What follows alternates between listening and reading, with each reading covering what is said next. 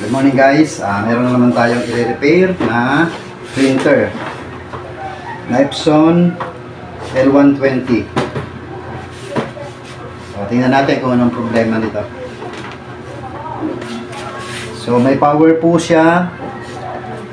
Ang problema, maraming dumi sa loob. So tingnan natin.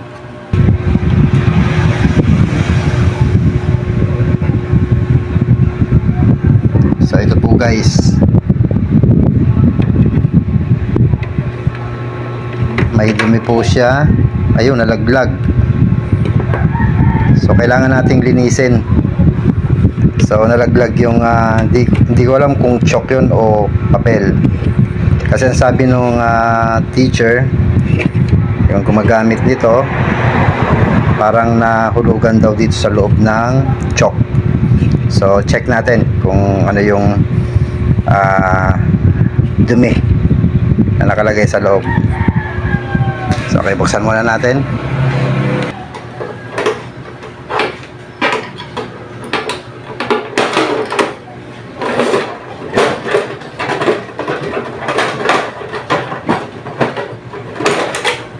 So ito, tanggalin muna natin itong cover. Tingnan natin guys yung yung loob.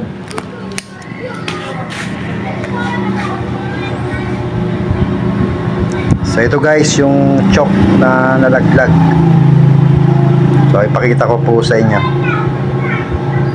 Tignan natin ang light. So yan. So ito po, kunin natin.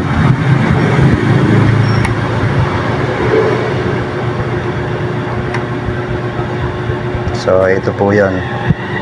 So tingnan natin kung ito lang ang problema niya. Kasi ang nangyayari, hindi nag-insert yung kanyang papel kasi may nakaharang dito sa dito sa mechanism, sa loader niya.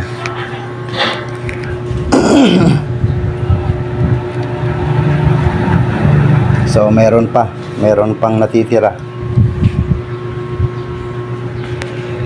So ito pa yung isa. Ito.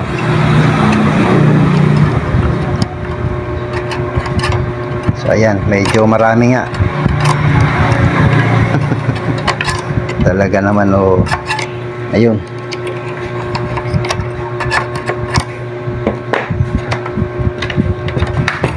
So ayun, nasa ilalim na. Tingnan natin matanggal.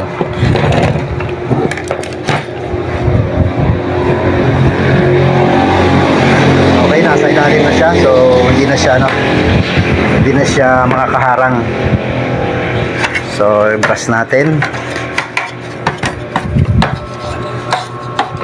So tingnan natin, try natin kung yun lang ang problema niya. So minsan kasi mga printer natin, konti lang ang diferensya, nagloloko na kasi maselan po yung mechanism ng printer eh.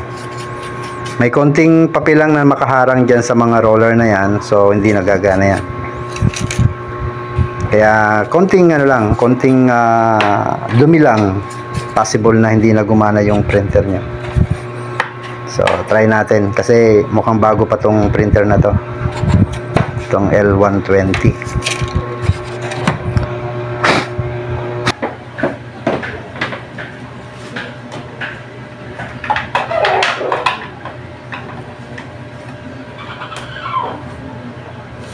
Sabit na natin dito sa laptop para ma-check natin kung magana na siya. Nagkukuha tayo ng papel. Wait lang. Okay, lagyan natin ng papel.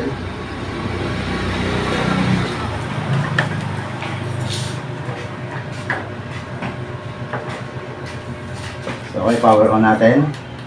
So ayan, may power na.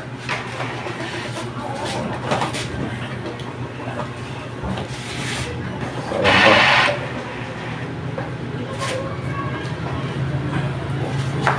So mag-print test po tayo. Print test para makita natin kung gumagana na siya. Kasi kanina hindi gumana yung mechanism niya kasi may nakaharang na dumi.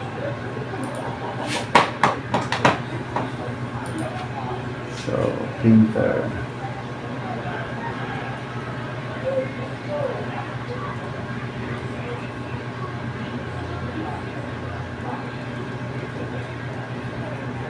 so ito, click natin ang printer and scanner. Then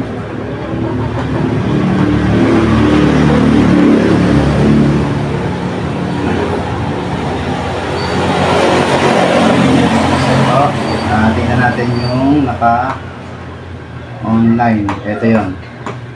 So click natin to, then manage, then print test. Yan, print test natin. So hindi muna natin i-cleaning kasi hindi pa natin alam kung kung okay pa natin yan.